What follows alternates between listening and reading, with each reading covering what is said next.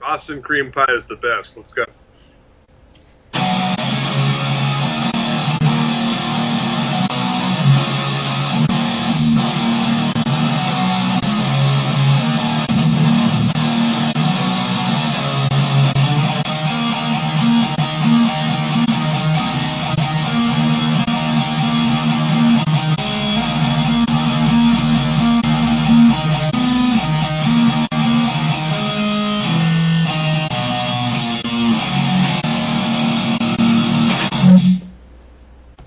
Greetings, everybody, and welcome to a very harrowed episode of Fragments of Silicon. Yeah, it's been one of those weeks where our equipment decides to rebel against us all at once. But we finally worked out a solution, and we're really glad for it. Yeah. To say that this show was about to go straight down shitter was an understatement. Yeah. Well, let's see. With me in the studio this week is my friend Mac. Yo! Yeah. Co-host Elemental Ogre. Yeah. Nakatalele is out this week due to a sinus infection. Yeah, believe me, that wasn't fun on Sunday. And music silence by Keith W. I'm here. Yeah. Sadly, we had to begin this broadcast on a heavy note. I'm not sure if you're aware of the news, but it does pay me to say this. Friend of MSP and by proxy this show, Justin Juwario Carmichael passed away last week, and I just want to give a brief note here to extend condolences to not only his friends, his family, but all of our friends at Channel Awesome for their loss. Oh my God, I didn't know about that. Yeah. Well, be that as it may. Anyway, so we've got what promises to be a good show this week, as we are welcoming all the way from the UK of Oddworld inhabitants and Just Add Water, Stewart Gilray. Hello, good morning, good evening, whatever time it is there. I hear it's time for Manhattan somewhere in the world. I think it's a little past supper time. It's almost breakfast time for me. Yeah. I have a 7-year-old who wakes at 6:30 every morning. Oh, I've wow. got 3 hours. 3 hours? No, 4 hours to that. So, yeah, peachy. Yeah. The boys are doing a live broadcast. Oh, there you go. But, yeah, so let's get into things. Stuart, for those who don't know, what are Oddworld inhabitants and Just Add Water? Okay, so Oddworld Inhabitants, Inc. Are a company originally based in San Luis Obispo in California, who developed the original Abe's Odyssey game on PS1 and PC, then the Abe's Exodus, the sequel on PS1 and PC, the Munch's Odyssey on Xbox, Stranger's Wrath on Xbox, and in April 2005 they closed the doors on development, but had the great foresight to manage to have agreements in place that meant after a couple of years all their IP returned to their ownership. So they're one of the few companies, I guess, in modern development circles where they own their own shit, which is nice. My point of view is I started a company called Just Add Water in October 2006, having been in the business since 1989, developing games on the old Ataris and Amigas and Genesis back in the day. And in 2006 I decided to start up my own company. And since then, we've worked on about, let's say, 1, 2, 3, 4, probably 12 or 13 releases since then. A lot of them in the early 2-3 years were literally subcontracting work on Wii stuff and DS stuff, which I refuse to talk about now because it's really embarrassing. It's Nintendo. We're going to talk Nintendo. Who are those guys again? And then in 2009, we released a game on PS3 called Gravity Crash. Old school retro shooting game. But at GDC 2009, I met Lauren Lanning, one of the founders of Oddworld Inhabitants, through a mutual friend. As a fan of the franchise in the first place, we got talking. Then the next year, we started doing some work together, which was the initial release of Stranger's Wrath on PC. And then we did the HD version on PS3, Vita, and then an HD release of the PC version. Then we did Munch's Odyssey HD on PS3 and coming to Vita soon, eventually. And now we're doing a full ground-up remake of Abe's Odyssey called Oddworld New and Tasty. Oh, that's quite a list of remakes. Yeah, the Stranger's Wrath thing was more of a case of they wanted it on other platforms, so it was almost like a port. But we did to show that we could do stuff. We created a lot of the HD assets, the characters and stuff from scratch for Stranger's Wrath, and same with Munch. But they wanted to kind of see if we could make the next new Oddworld game. So to do that, they asked us to do a remake of the original Abe's Odyssey game. Fully, I'll say full 3D, but it's 3D art assets, but it's 2D gameplay still. So it's like a 2.5D game. And it's taken a couple months longer than originally planned, but we're probably maybe a couple months out from submission. So it's getting there. We're good. Well, that's good to hear. But, maybe you can answer this question for me. I've always wondered why Oddworld got back into games development. Right, well, it's fairly simple. I mean, I say it's fairly simple. It's fairly simple from my point of view.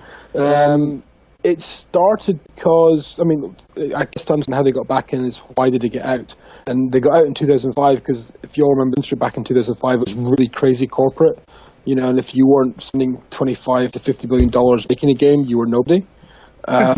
So they didn't want that whole shit at a time of making money or making games for somebody else to publish, but only getting a really crappy royalty on it. Maybe never even breaking even on advances and stuff, so never actually making any money out of it to fund their own next project.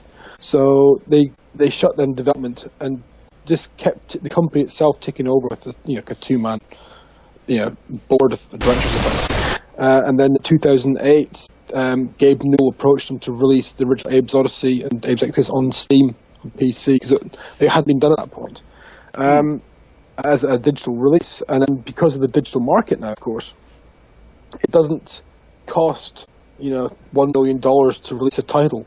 You can release something for just development costs these days, marketing costs. Whereas if you want to release something on disc these days, you have to spend at least $1.2 million just to have discs manufactured on a console for one platform. Which if you're a small company, you can't afford that. So they got back into it just when the market started to switch to digital. And then I said to them, look, people want these games still. You promised 5 games originally. You only actually delivered 2 in the story arc. So why don't you start doing it again? And Lauren and Sherry, his partner, said, well, why don't you show us it's possible? We went, oh my god, there's only 6 of us. So we've built the company up since then, and it's worked. We're doing well with it. Each new release we do makes more revenue to make the next game. Stranger's Wrath cost, I don't know, maybe $250,000, $300,000 to make on PS3, PC, and Vita. It's 3 SKUs, 3 platforms, and it's made well over $1 million. So that's good, and that money's gone into new and tasty. And that's how it should work. You should make your next game with the revenue from your previous game. Right. And if you work, well, here's the question: is Oddworld Stranger's Wrath still coming to the Wii U? Yes. Yes. I say yes aggressively like that because we promised our good friends at Nintendo America we would do it. Obviously, the recent sales figures made me go a little bit, Well, there's still an installed base of approximately 6 million units, so it's not going to be all. Yeah, exactly. The only thing that depressed me was looking at it as a UK European businessman. PS4 sold more PS4s in 48 hours than Nintendo sold Wii U's in the whole year here. Which is like, okay. It's a little bit worrying from that point of view. But yeah, you're right. It's 5 million, 6 million units worldwide. As it's going right now, we're going to release New and Tasty first on Wii U. Mm-hmm. Simply because it's more Nintendo friendly than Stranger is, for example. And we took the decision if we release Stranger first, then people might not get it if they're younger audience, for example.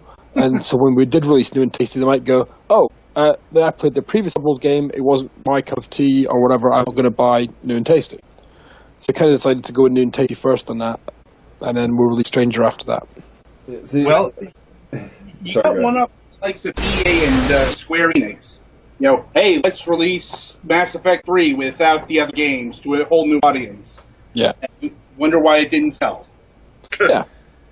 Well, the example I always give for this is with Nintendo and, should we say, more mature games is GTA Chinatown Wars.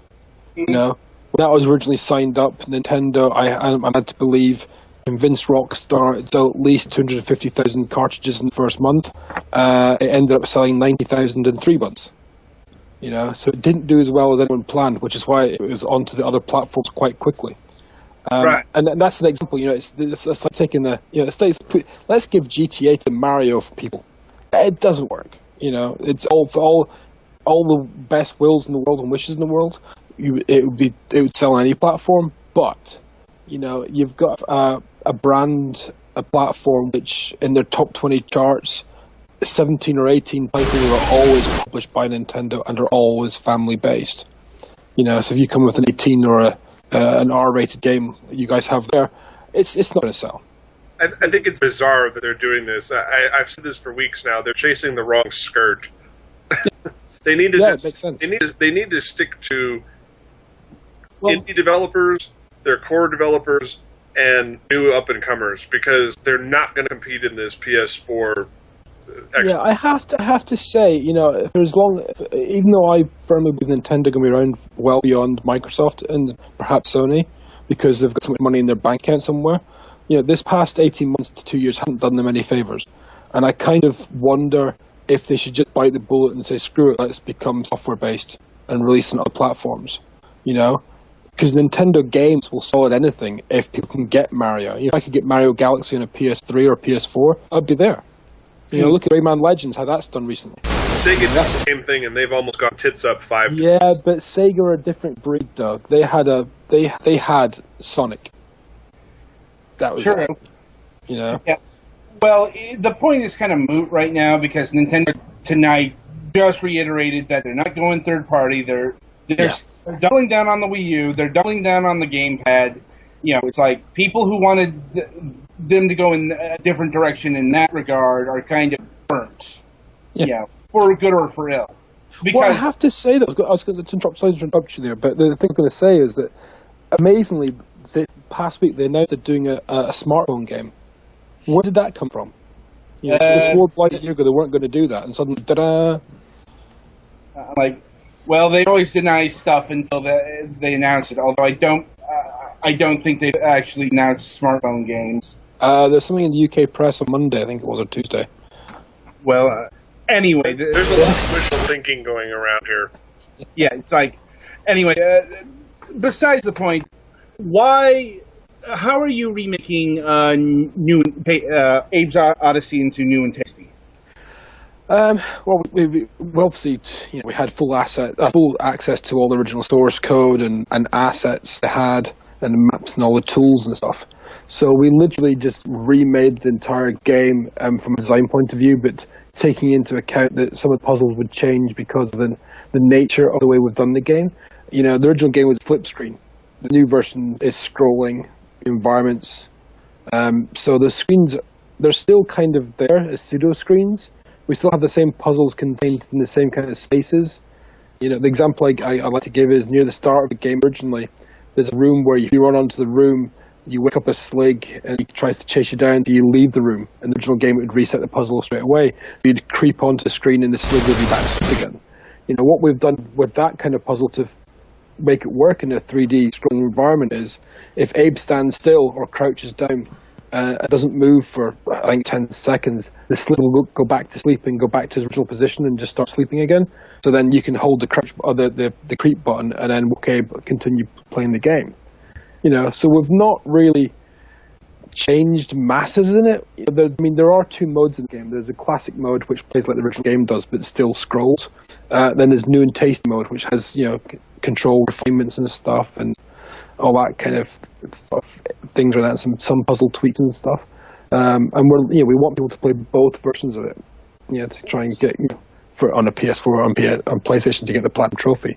But it's on the whole, it's recognizable. You can see screenshots and go, I actually recognize that from the original game. But no, now that it's running 3D and physics-based animations and ragdolling in certain places and stuff, those kind of things. Better interactive environments. The other analogy I give is it's like Ridge Racer. Ridge Racer is basically just a straight racing game. But what kind of brings to life is what happens around the racetrack itself, like planes flying overhead and things like that. We've done that with the environments in New Tasty. So there's machinery which you never saw in the original game moving and living. The world has come to life now. So you'll see in Parts Rupture Farm there's a big furnace in the background and there's flame spewing from that. In the original game, kind of is alluded to because of an orangey red light in a corner of a room somewhere. You think, is that a furnace? Why is that fire color light coming from? And so we've kind of brought those whole worlds to life. And the people who've seen the game who are not in company, they just sit there and stare sometimes and think, whoa, I mean, today, for example, I was looking at one of the scenes, the Stockyard Escape near the start of the game, and it's staggering how good it looks. But it plays the same way the original game does. Right. Well, here's a question. Is the save system going to be revamped, or is it going to be like it was in the original? I mean, is it quick save? It's quick save like it was in Exodus and Abe's Exodus and Munch's Odyssey and Stranger's Wrath. So you can pretty much anywhere. What we've done, though, is to make it easier for us to implement that, because modern gaming engines, to just take a massive snapshot and say, save everything here, it's not the easiest thing to do. So the way we've done that is we've actually added in a lot more checkpoints, and at every checkpoint it does a save. But a checkpoint could be like a screen or two screens apart, effectively, So there's none of this. Oh my God, I've got to go back 20 screens worth like the original Abe Odyssey did. Oh, I wonder. Actually, the weird thing is Abe's Odyssey in the States did that. Abe's Odyssey in Europe, they actually fixed that and did a quick save system. So in Europe, I never knew how the pain you guys went through. I played through the game a few years ago and 100% it. That was not fun. I mean, it was one thing for the puzzle to be hard, but when you beat a puzzle and then you get killed and you have to do the puzzle again, that's, I almost beat the game a few times over that. Yeah, we've kind of got rid of that by adding in a lot more checkpointing. So effectively, there's a checkpoint every. I think the worst case is 3 screens. The best case is every screen. Mm-hmm. I mean, the examples we've said it so it's more than like 3 or 4 screens away, is because there's areas in the game where you're being chased by scrabs and it's reliant on you running and jumping and catching a platform at the right time. Imagine if it did a quick or checkpoint halfway down that run. You don't want to do that. So we made it contextual where those things happen. Right. Now, before I continue, Keith over here has been chomping at the bit to ask you some Uh-oh. I am a huge fan of the Oddworld games. I remember when they first were announced, and the whole idea of the quintology and everything, and I was just, this is an amazing concept. Yeah. And I remember getting the first game on the PlayStation, and then later on getting Abe's Exodus and everything, and it was so much of what's the word I'm looking for? It was such a refreshing change to my experience playing platforming games, where you had the very fun puzzles and all this stuff. And the one thing that just baffled me was how many people sat there and walked their hands around on the tables to decide what the scrabs and the paramites were going to look like. It's a good point, actually. Most of the character design was done by 2 or 3 guys in the original studio. A guy called Steve Olds and a guy called Silvio, whose surname I can't pronounce. I'm not even going to pretend to try to pronounce it. And Lorne Lanning. Lorne had all these creature ideas in his head, and he vocalized how he thought they would look, and those 2 guys would draw them. And there was a few iterations and stuff. But the nice thing about Steve and Silvio's designs, they were kind of based on how. We've got some examples from sketches of showing their muscles and stuff and how their joints and their skeletons were. So it wasn't just where you get some game designers go, we want a character that looks like this. And you think, well, if I actually made that, it wouldn't fucking work. So those guys actually did anatomically correct designs, which is when Spore came out, and the number of people I saw making Oddworld characters in Spore Creature Creator, and they actually worked and they actually lived effectively in that little environment. It was surprising. And that is only a testament to those original design guys back in 1995, 96. Wow, that's 20 years ago. Yeah. The other thing that I thought was it was a remarkable thing at the time was the whole GameSpeak thing, where Abe could do different. Yeah. And I was like, I don't know why it took so long to come up with this idea, but this is amazing. Having characters that can actually talk to each other, interact in the game. Yeah. And my favorite thing about it was when you get into Exodus, doing it with so much more that they did with that you guys did with the GameSpeak and the voicing and just some of the crazy stuff.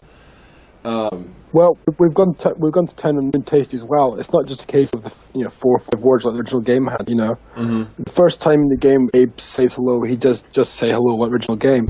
Yeah. But the more you play, it'll start to say hi, hey, what you doing? So it kind of does variances and stuff, and that kind of gives extra depth to it.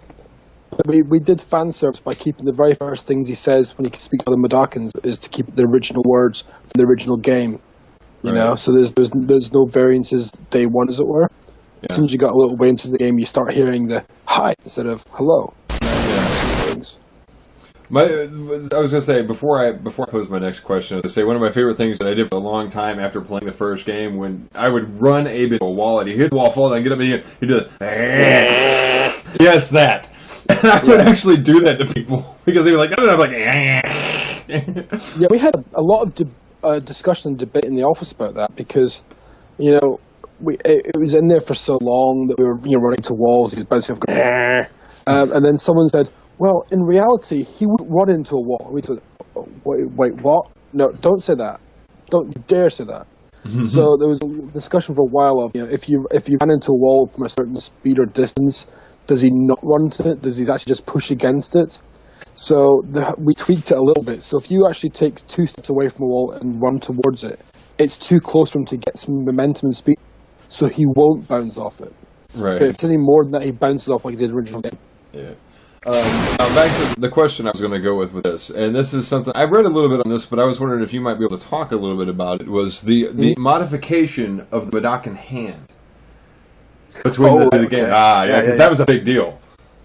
Well, what was quite funny, when we first showed the very first footage off at the Eurogamer Expo in 2012, I think it was, the amount of people afterwards says, "You've given him 4 fingers again." And we were like, well, of course, he has 4 fingers. He's always had 4 fingers. The reason it changed for Exodus and for Munch is because of the Japanese. Now, in those days, because you weren't running, well, Munch was a different story, but with Abe's Exodus, because you didn't want to have different assets for Europe and America and Japan, the guys just chopped off a finger, basically, made him 3-fingered. And the reason for that is that in Japan, there's, and this is a strange tie-in, but it's honestly true. There are certain workers, they looked at as the lowest of the low workers in Japan, and they're actually meat workers who work in meat factories, and they sometimes lose fingers through problems with hatchets and chopping fingers off and stuff. So if someone's got 4 fingers in Japan and they work in a meat factory, they're seen as almost like, I use the word loosely, but as scum, effectively. As the really poorest of poor, the people who don't matter to society. And because Japan is such a traditional and honourable place, in the 90s, we were asked to, let's not have 4 fingers, they have 3 fingers, please, or 5 fingers. So they went with 3 because it, again, made more sense to the makeup of the shape of the hand.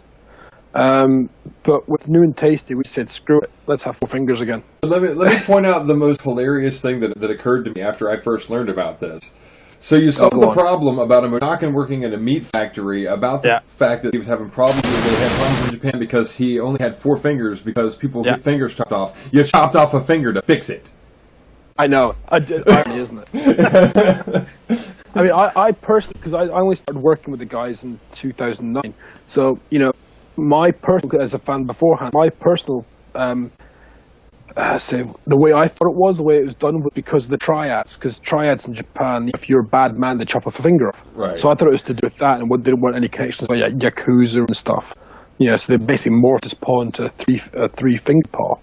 But no, it is to do with the meat factories and stuff, and meat workers. Yeah, because you were kind of batting 0 for 2 with the fact that he worked in a meat factory in the game and only had 4 fingers. Yeah, it's like, ooh, that's not going to work. Yeah. So yeah, they were apparently the original team were asked to change it and for Japan release, and they did. So yeah. All right, we got about 5 minutes left. So I will turn the floor back over to Adam, or if Ogre has anything else to ask. No, I'm good. It's all you guys. All right. Yeah. All right. Well, is there going to be any new content in New and Tasty? Oh, there's lots of new content. There's lots and lots of new content, and I can't even tell you why because it's a big secret. I'm looking forward to New and Tasty. I really am. What I'll say is this, okay? The secret areas, some of those are still there from the original game.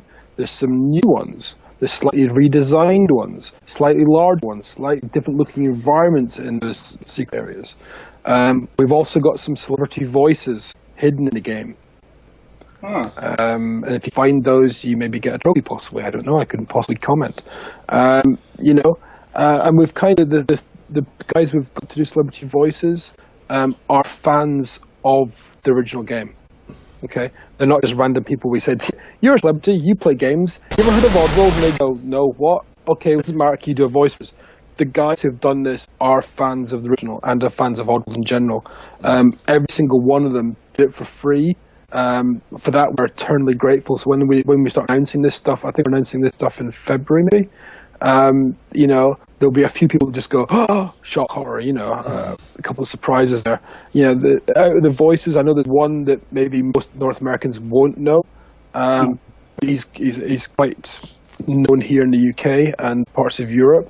So it's going to be interesting. We can see how we get on with it. But yeah, we've tried to get people from different parts of the world who are known and fairly famous to some degree.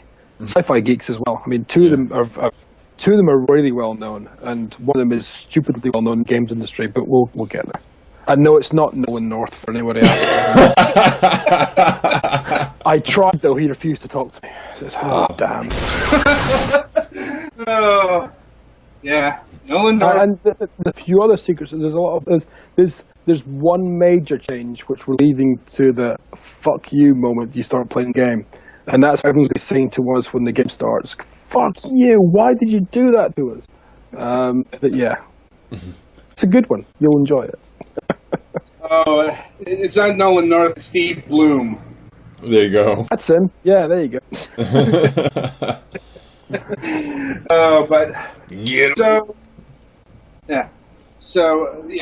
We're running low on time here. But so I'll end this by asking, are there any platform-specific features you can reveal to us at this time, and when is the game coming out and price point? I can't say anything on any of those. I'll tell you, we're still down for spring 2014. We're a couple months away from submission, which is great. I think we're going to be content locked in about 3 weeks' time. He says, hoping that's right, and my producer's not going to kill me when he hears this. With the price point, it's going to be. I think it's a very fair price point. But it is a new game with a decent sized budget to it, so it's not going to be $10. But I think people will be okay with the price. Platform wise, we're releasing in the PlayStation platforms first, and then other platforms 30+ days after that. Oh, all right. That's like, well, I'm certainly looking forward to playing it, and hopefully we can have you back on the show when the game is released. Yeah, I mean, like I said, I think we're due to be submitting in about 2 months' time, so we'll start to do a lot of press stuff between that point and the release point, which I'm not going to give away, but it's not the week or two after that. It's a little bit ways out from that, but it's still, this side of summer, which is great. Yeah, and it's thank you for asking me on. Even though it's a little bit of techie problems to get here. Yeah. Well, yeah, it's like we always apologize when when technical problems threaten to kill our show. But look at me, I had 20 minutes. I had 20 minutes of no internet, so that didn't help either.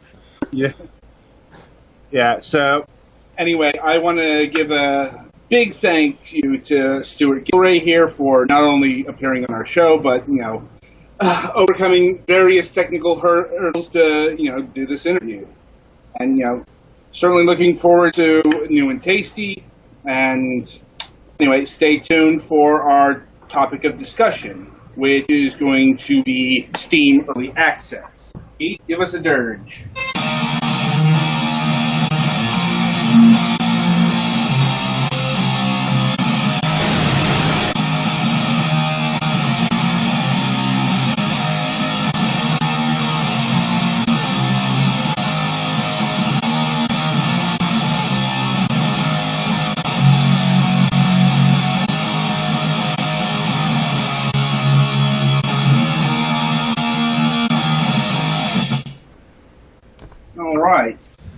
Alright, so for those who haven't necessarily been paying attention, there's been one of the big hot button issues in the games industry recently is this thing called Steam Early Access, which is the practice of selling, well, basically incomplete or rough cut games for various price points.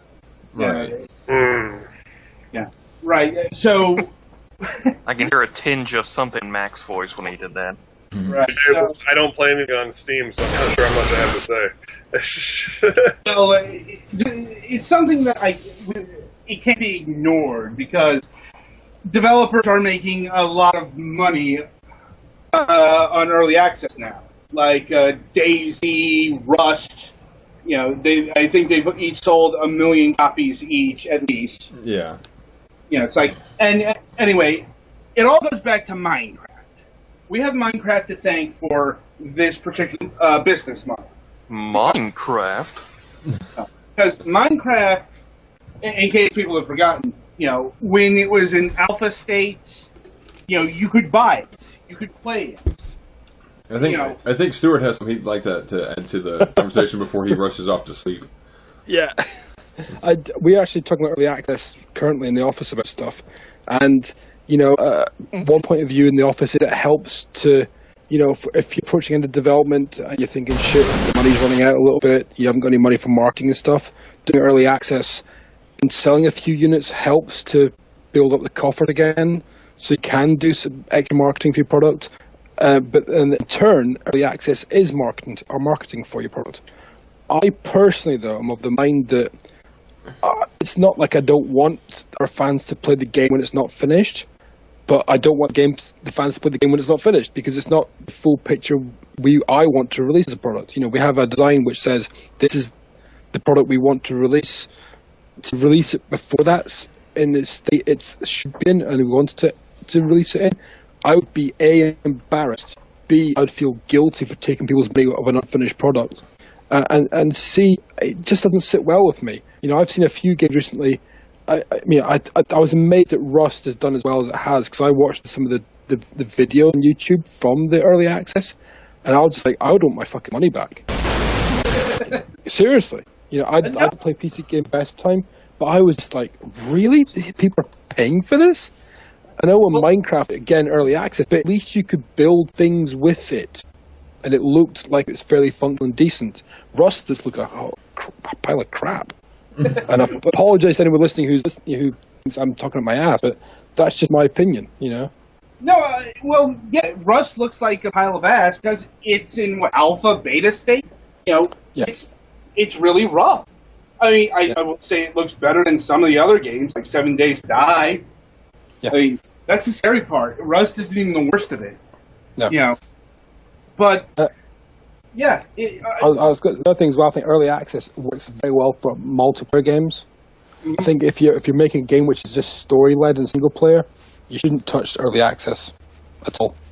Wouldn't even consider it. You should use it early access for beta testing for online stuff. Mm-hmm. Yeah. Well, there's another thing that early access missed with the whole Minecraft thing, and that is price point. For those, if you bought Minecraft in alpha, it only costs like $10. I mean, how much does it cost now? Like $30? It's like the point is, the earlier you got in, the cheaper it was. I mean, we got like Wasteland 2 going for $60 here. Really? Yeah. Yeah, they're charging insane, exorbitant amounts for early access to different games. Like Planetary Annihilation had like early access, pre-alpha build, whatever, and the requirement to get in was about $100 at the start. I don't know where it's at right now, but yeah, I was like, okay. Yeah. Now, I think in the case of Wasteland 2, In Exile has said that the price will come down when it's actually released, but they're kind of working backwards, isn't it? I think I agree. Yeah. What did the Broken Age Kickstarter and what did they guys' price point basically come out in Steam last week or this week? $25. What do you guys think of that price? Price for episode 1. Especially when it comes to early access, it's such a crapshoot. I mean, on one hand, you got things like Grimdawn and Nuclear Throne, which look really good. Yeah. You know, they may be a little rough, but they look pretty good even in the rough states. Yeah. But on the other hand, you have Contagion and Dead Sky, and on and on and on. You know, it's like this is actually a case where watching YouTube videos is going to be really helpful. Yeah. You know, because there's always going to be somebody who takes a plunge. There's like Total Biscuit who will do this for a living. Who does game videos for a living, but who also spent a half hour talking about this particular thing. But having participated in 2 early access things, here's what I can say about the 2 that I participated in. My take on it. I participated in the early access of Endless Space. Now, Endless Space, the early access, they're asking pretty much the same price that the game is selling for now. Save for, they had what they called like the Imperial Edition, which you could buy early on, which was like $35. And that got you the game, the soundtrack upon game release, which means you had to wait and hope that the game was going to be finished to get that, and a developer credit and your name on a plaque in the home office. Now, the name on the plaque, that's straight up, taking that on faith. But as far as everything else, I got everything that I paid for. I got the game, all through alpha build, all through beta, up to primary release. I have the full soundtrack, which was downloaded by Steam automatically when the game went fully live. And I have a developer's credit listed in my profile on the forums, and my name is in the credits of the game. So there is that. And the game itself, was pretty solidly put together when they did offer the early access. I mean, there was only a handful of marginal gameplay changes that happened, and they were basically influenced by us as players at that point before the game came out in full. Right. The other early access that I'm currently tied into is Starbound, which is actually a pretty fun game. But once again, the game is doing what it's supposed to be doing. Right. I've been playing an early access game for an interview we're doing in a couple of weeks called Android Assault Cactus. And, it's a really good game, even though it's, not complete yet. It's because the core of the game is there. It functions as a game. And, if there's stuff like missing levels or, missing animations, it's not that noticeable. Yeah. I was going to say, just touching on the thing you mentioned about watching YouTube to see if it's worthwhile doing early access. And that's kind of what we have anyway for full games, The days of waiting till a review goes live on the website or in a magazine have gone now. I think most people will just say, what's that game like? I'll take the name of the game on YouTube and watch it for 30 minutes and go, yes, it could be quite fun. It's more important. Well, it's more important here because how do you review a game like Rust? Because do you review it as a complete product? Because it's not going to hold muster. By the own admission of by the developers, at least I hope. This is an incomplete game. It's like, it's like, how do you, and people still pay attention to reviews. I mean, Metacritic still carries a lot of power in the industry. Yeah, that's an annoying power too. So it's like even early access is even more pivotal because, you don't have those reviewer advertisements go in there. So That and something that was brought up in Total Biscuit's commentary that I think is a very valid point is if you go and you just do a general search on YouTube or Google for information on this early access game, there's no telling which stage of the early access you're going to get to see. So some of the things that are issues in the review may have already been handled. Some new issues may have cropped up. You may be 10 leagues away from where they were at when they made the video. Right. And on a note, this is why I've always had a problem with test reviews of MMO games. Because, they review the launch product, and that's fun, but, MMOs aren't set. They're always changing. They're always building. They're always adding new content. And, the game you played, even 6 months from now, is not going to be the game you played at launch. Yeah. And that's kind of what we're looking at here. And, let's get to one of the biggest scare points of early access. That's big publishers. Because like it or not, early access is a thing. It's not going away. And Ubisoft. Okay, Ubisoft is not just jumping on the bandwagon because they actually released one of the earliest early access games up in Might and Magic 10, but everyone went nuts when they announced that Ghost Recon Online is going to do early access this spring. Yeah. It's because, the big publishers are, getting on the bandwagon.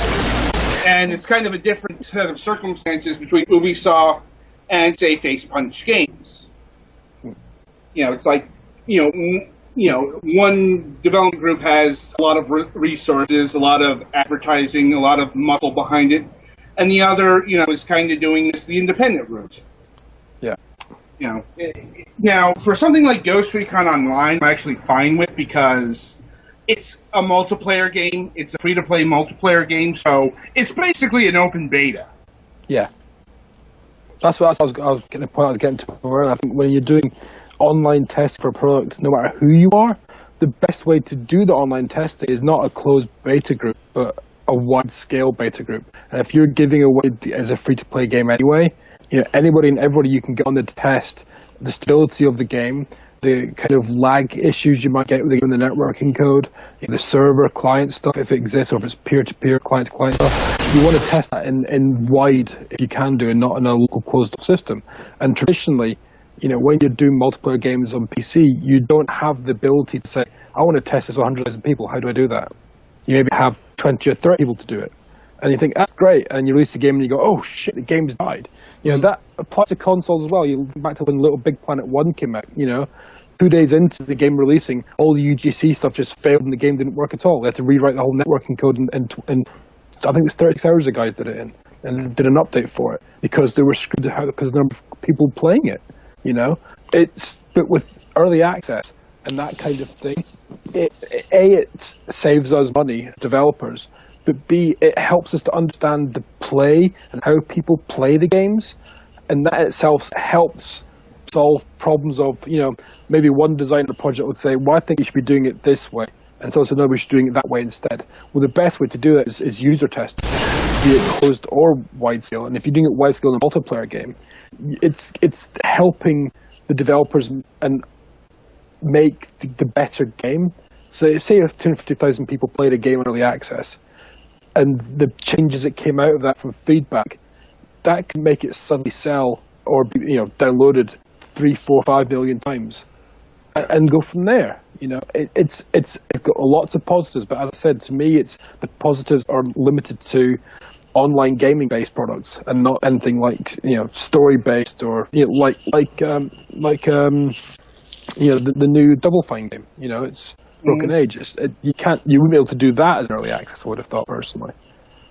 Well, early access isn't a true early access game in the sense that what came out was actually the first episode of Broken Age. Yes, no, exactly. I'm just giving an example. One to the other. I'm not saying that was one. Just saying you wouldn't want to do a game like that in early access. Right, you want to do games which are multiplayer or or games which have, even if it's local multiplayer, or co-op play and stuff. You want to test it in an environment where people can get to play it and test it and give feedback on it. One thing I did see from somebody in an interview recently was that they're setting, I can't remember who it was, but they're setting up to do early access in March or April, and they're actually building feedback tools straight into the game. So when you finish an aspect of the product, like a level, it asks you a series of control questions to get A, B answers from it. Which, if there's enough people say answer A, then they'll go down answer A design route and change that to the next update will have in it. That kind of thing. And that's clever. But, I think it helps everybody. It maybe makes the players feel they're involved and have managed to influence developers to change some bogus ideas. Yeah, this is true. Like, there's a lot of potential in this system, but, there's also a lot of risk in it. It's actually kind of a weird permutation of the Kickstarter model at this point. Yeah, because, in a perfect world, the integrity of a business would not be called into question when they say, well, we're going to eventually finish this.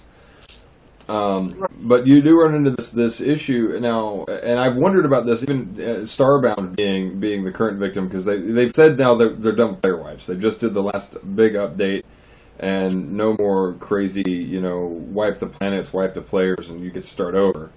But for a game like that, and just about any kind of game that has kind of an open world sandboxy feel, you could theoretically continue to tweak and mod and tweak and mod and tweak and mod this game for years and years and years and never release final product. Right. And keep sucking in more and more people into this early access concept and make more and more money. Yeah. I suppose one... Well, Counter-Strike. That never actually... Technically, that's still in beta. Yeah. Yeah. Even the PlayStation 3 version. Yeah. Yeah, but anyway, so... And there's also a lot of concern that we're going to see this kind of model in the console space.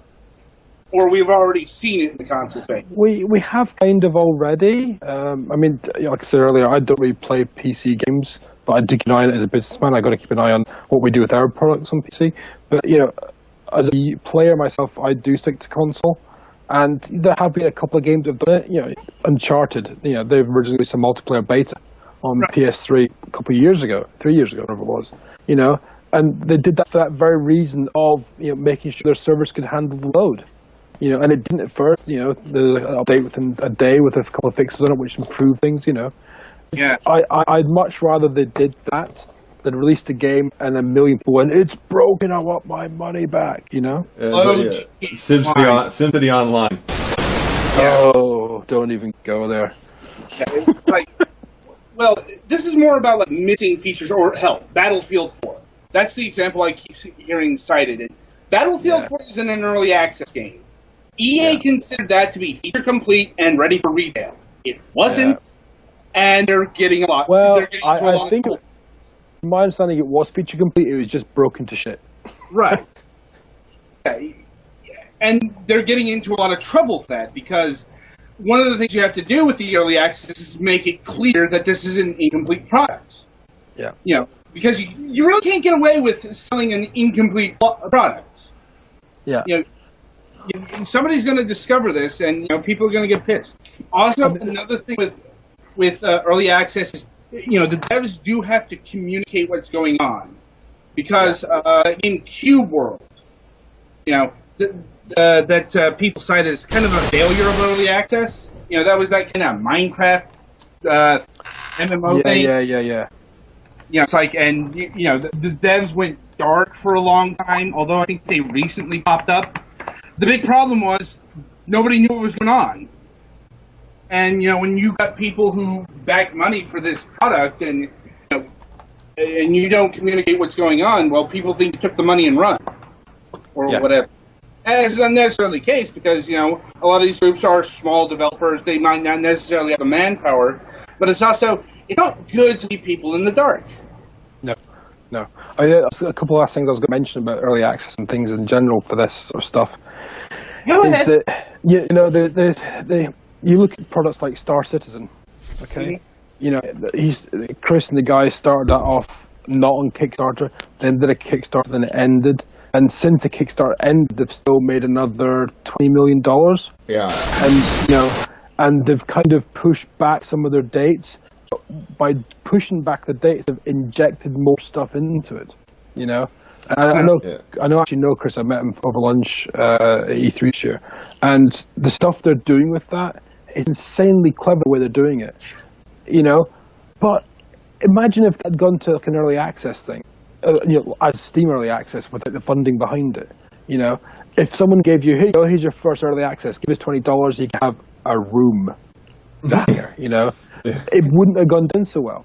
So I think we have to be cautious and say if you do early access, you can't just give people a room for $20. You have to give them some gameplay, proper gameplay, for $5 to $10, and build it up from there, or if the early access is $10 but the full game is $25, then you only have to pay $15 to increase it to the full version or whatever.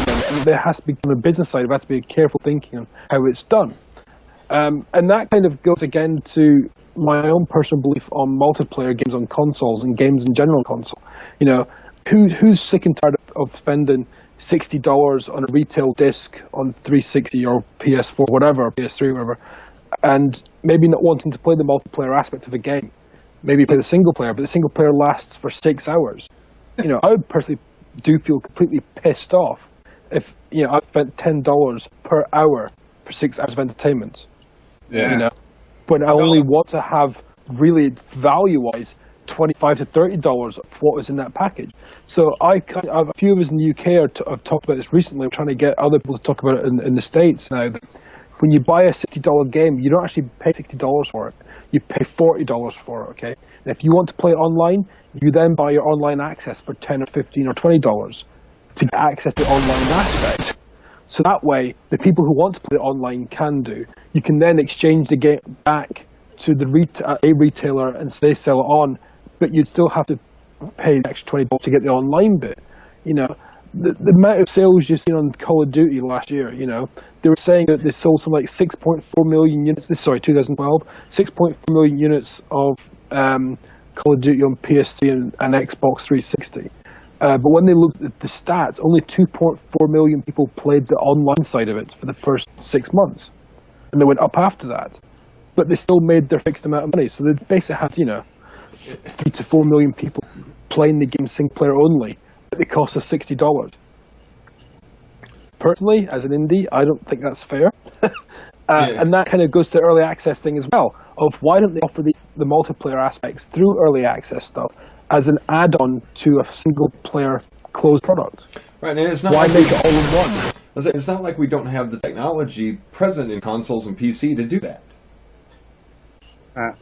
Well, don't we? We do. That's what I'm saying. We do. It's not like we don't have that available to us as a possibility. And we already do they're basically season passes, effectively, or online passes in games.